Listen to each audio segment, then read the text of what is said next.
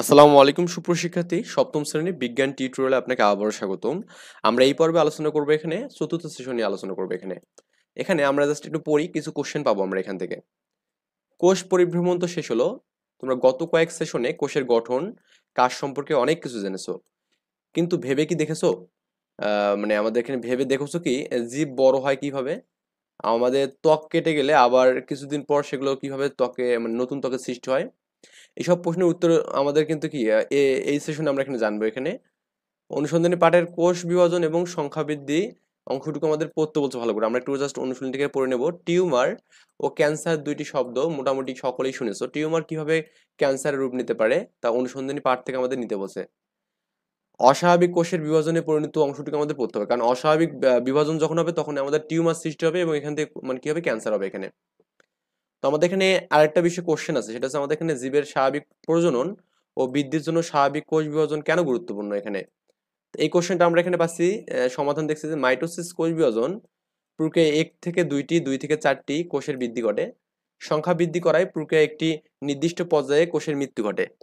এভাবে জীবের কোষের একটি সংখ্যায় একটি ভারসাম্য রক্ষা হয়।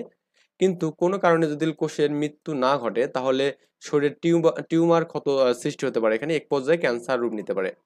আবার মিওসিস কোষ বিভাজনের মাধ্যমে জনন কোষে নির্দিষ্ট সংখ্যক ক্রোমোজোম বিদ্যমান থাকে। যদি কোষের স্বাভাবিক থেকে কম বা বেশি ক্রোমোজোম থাকে তবে এই জনন কোষ অস্বাভাবিক কি বলছে এখানে, জনন কোষ থেকে অস্বাভাবিক বৈশিষ্ট্য সম্পূর্ণ সন্তান জন্ম নেবে এখানে। ওকে, ফিরে দেখা আমাদের বলছে দলের সবাই সবার সাথে কাজ করতে তোমার কেমন লেগেছে, নতুন কি শিখলে, এগুলো আমাদের অভিজ্ঞতাগুলো লিখতে বলছে এখানে।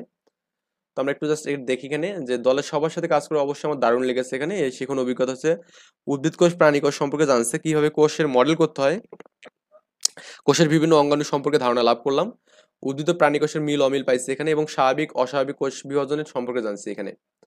কোষের কোন বিষয়টি তোমার সবচেয়ে চমকপ্রদ লাগেছে এখানে, তার মানে এখানে বলছে এখানে বিভিন্ন জীব দেখতে বিভিন্ন হলেও তাদের দেহ গঠন কার্য সম্পূর্ণকারী কোষের সমূহের মৌলিক উপাদান কিন্তু একই।